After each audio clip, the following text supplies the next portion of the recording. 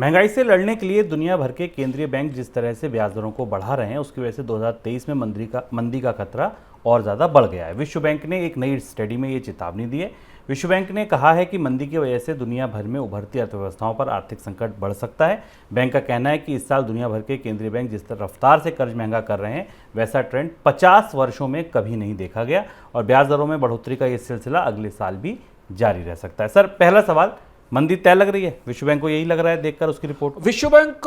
को मंदी बिल्कुल तय लग रही है और विश्व बैंक ने अपनी इस रिपोर्ट में, जो कि काफ़ी डिटेल्ड रिपोर्ट है और काफ़ी महत्वपूर्ण ढंग से उन इनसाइट्स को हमारे सामने प्रस्तुत करती है, जिसकी संभावना हमें आने वाले समय में मंदी में दिखाई देती है। मनी सेंट्रल की चर्चाओं में हम लगातार इस बात पर चर्चा करते रहे और आंकड़े लाते रहे कि दुनिया मंदी की तरफ धीमे धीमे खिसक रही है और उसके लिए दुनिया के बाकी कई देशों ने अपनी तैयारी भी शुरू कर दी है। विश्व बैंक पहली अंतर्राष्ट्रीय एजेंसी है जिसने अब स्पष्ट रूप से इस बात की घोषणा कर दी है कि दुनिया को 2023 में एक छोटी मंदी में उतरना पड़ेगा। वो छोटी इस संदर्भ में कि अलग अलग देशों के लिए उस पर अलग अलग असर होगा। और एक और जो महत्वपूर्ण बात रिजर्व बैंक ने,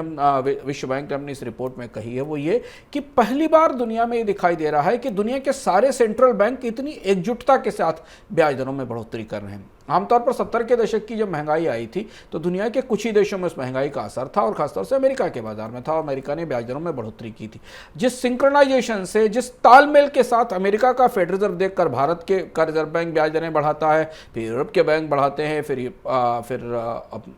ऑस्ट्रेलिया, न्यूजीलैंड के बैंक्स बढ़ाते हैं, जिस तरह से पूरी दुनिया के बैंकों में ब्याज दरों में बढ़ोतरी हो रही है, इसका सबसे महत्वपूर्ण असर ये होने वाला है कि अगर मंदी एक देश में होगी तो वो स्पिल ओवर होकर दुनिया के के हिस्सों में फैल जाएगी। यानी पहली बार केवल रिसेशन आने का खतरा ही नहीं, वर्ल्ड बैंक अपनी रिपोर्ट में कह रहा है कि पिछले 50-60 दशकों में मंदी के विश्वव्यापी होने का और बहुत तेजी से विश्वव्यापी होने का खतरा दिखाई दे रहा है। यह विश्व बैंक की रिपोर्ट का सबसे महत्वपूर्ण एक हिस्सा है। सर, महंगाई पर नियंत्रण को लेकर विश्व बैंक का क्या नजरिया? महंगाई रुक पाएगी, कंट्रोल हो पाएगी ब्याज दरें बढ़ने से?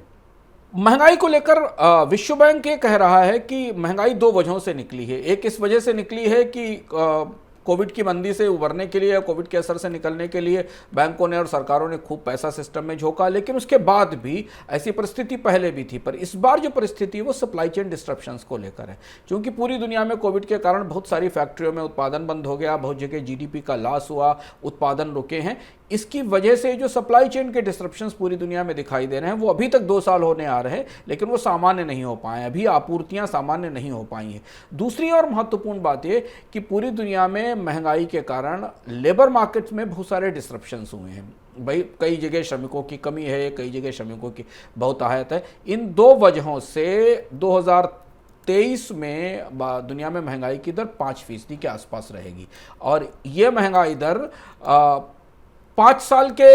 पैंडेमिक से पहले का जो 5 साल का एवरेज है उससे ऊपर है। यानी जब महामारी आई थी 2020 में, 19-20 में, उससे पहले पूरी दुनिया में जो महंगाई दर थी उसके 5 साल के एवरेज से ऊपर है। विश्व बैंक की स्टडी ये भी बताती है कि दुनिया भर के देशों को या दुनिया भर के केंद्रीय बैंकों को अगर अपने महंगाई के लक्ष्यों में कटौती करनी होगी तो कम से कम उन्हें यहाँ से अलग अलग जगह पर 2% के आसपास ब्याज दरों में बढ़ोतरी करनी होगी। औसत पूरी दुनिया में ब्याज दरों में 2% के आसपास बढ़ोतरी होगी, तब जाकर महंगाई को नियंत्रित किया जा सकेगा। तो महंगाई के जो फैक्टर्स हैं वो एक किस्म से पूरी दुनिया के बैंकों को इस बात के लिए बाध्य कर रहे हैं कि वो मंदी को आमंत्रित करें, वो दुनिया में मांग को तोड़ें, जो पेंट अप डिमांड या जो मांग कोविड के बाद निकली थी, और विश्व बैंक इसकी चेतावनी दे रहा है। सर, सरकारों को लेकर या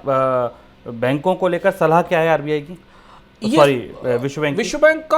की इस रिपोर्ट में 2-3 काफ़ी महत्वपूर्ण सलाहें दी गई शुभम, और बैंकों को भारत में हम अभी आगे चर्चा करेंगे कि कैसे भारत का रिजर्व बैंक और वित्त मंत्रालय यानी नॉर्थ ब्लॉक और बैंक स्ट्रीट अब बिल्कुल 2 अलग अलग ध्रुवों पर खड़े दिखाई दे रहे हैं। विश्व बैंक ने अपनी इस रिपोर्ट में इस बात को पकड़ा है। विश्व बैंक ने एक महत्वपूर्ण बात इसमें कही है कि केंद्रीय बैंकों को किसी भी तरीके की गफलत से या अपारदर्शिता से बचना चाहिए। केंद्रीय बैंकों को अपने फैसले बहुत स्पष्ट रूप से दुनिया भर के स्टेक होल्डर्स को बताने चाहिए कि वो ब्याज दरों में कब और कितनी बढ़ोतरी करेंगे और उसकी ट्रेजेक्टरी बिल्कुल साफ होनी चाहिए। इन्फ्लेशन की संभावनाओं को रोकने के लिए केंद्रीय बैंकों की तरफ से ब्याज दरों में बढ़ोतरी के कार्यक्रम में कोई किसी तरीके का संदेह नहीं होना चाहिए, और ये काम जितनी जल्दी होगा इन्फ्लेशन की या महंगाई की संभावनाओं को रोकने में उतनी मदद मिलेगी। अब यहाँ से हमें आप संकेत लीजिए, यहाँ से संकेत ये कि आज हम जब खड़े हैं तो भारत और अमेरिका दो जगह हमें ब्याज दरों में तेज और भारी बढ़ोतरी की संभावना दिखाई दे रही, और यही बात दुनिया के केंद्रीय बैंक भी कर रहे हैं कि वो ब्याज दरों में बढ़ोतरी को फ्रंट लोड कर रहे हैं। तो वर्ल्ड बैंक का यह कहना है कि इसका क्रॉस बॉर्डर स्पिल ओवर होगा, एक देश से दूसरे देश में मंदी का ब्याज दरों में बढ़ोतरी का असर होगा, लेकिन केंद्रीय बैंकों को बहुत स्पष्ट रूप से अपने फैसले और उनकी वजहें और अपने लक्ष्य अर्थव्यवस्था के स्टेक होल्डर्स को यानी कंपनियों को, निवेशकों को, उपभोक्ताओं को स्पष्ट रूप से बताने चाहिए। दूसरा ये कि अगर सरकारों के लिए बहुत महत्वपूर्ण बात है, जहां हम अगले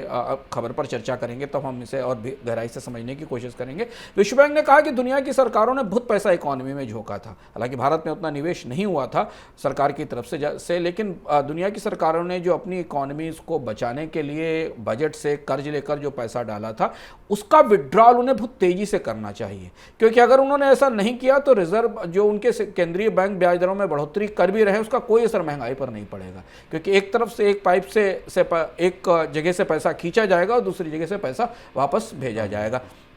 यानी रिजर्व बैंक ब्याज दरें भारत में, अगर इसे भारत के संदर्भ में शुभ हम समझें तो रिजर्व बैंक ब्याज दरें बढ़ाएगा, सरकार और ज़्यादा कर्ज लेकर सिस्टम में फिर पैसा छोड़ देगी, रिजर्व बैंक से कर्ज उठाएगी और तमाम तरीक़ों से जिस तरह से वो पैसा बाजार में छोड़ती है उस तरह से छोड़ देगी। और अगर ये ऐसा होता रहा तो महंगाई और ब्याज दरें दोनों ऊंची रहेंगी, ना तो ब्याज दरें कम हो पाएंगी और ना महंगाई कम हो पाएगी। तो इसलिए मॉनेटरी पॉलिसी के प्रयासों को सफल करने की जिम्मेदारी, यानी शक्ति का अंदाज के प्रयासों को सफल करने की जिम्मेदारी निर्मला सीतारमण की है। यह बात विश्व बैंक का कहना है कि दुनिया के केंद्रीय बैंकों के महंगाई रोकने के प्रयासों को सफल करने के लिए उन देश की सरकारों को आगे बढ़कर उसमें मदद करना चाहिए। और तीसरी और महत्वपूर्ण चीज जो बात विश्व बैंक ने पूरी दुनिया की सरकारों के लिए कही है कि महंगाई से निपटने के लिए एक अंतर्राष्ट्रीय सहमति बननी चाहिए। पूरी दुनिया के देशों को साथ में मिलकर इस महंगाई से निपटना चाहिए, खासतौर पर ग्लोबल आपूर्तियां बढ़ाने के लिए, सप्लाई चेन बेहतर करने के लिए, ड्यूटीज और सीमा शुल्कों को लेकर एक नए सिरे से सहमति बननी चाहिए, क्योंकि महंगाई और मंदी ये दोनों अब एक देश का नहीं ग्लोबल फिनोमेना हो रही है। अगर कोयले की कीमत हमें दक्षिण अमेरिका के बाजारों में बढ़ती दिखाई देती है, वो महंगाई तैर कर भारत के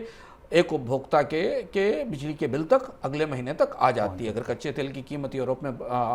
मध्य पूर्व में बढ़ती है या गैस की कीमत यूरोप में बढ़ती है तो उसका असर हमें जापान और ऑस्ट्रेलिया के उपभोक्ताओं के पर भी दिखाई देता। ये विश्व बैंक की रिपोर्ट विस्तार से बताती है।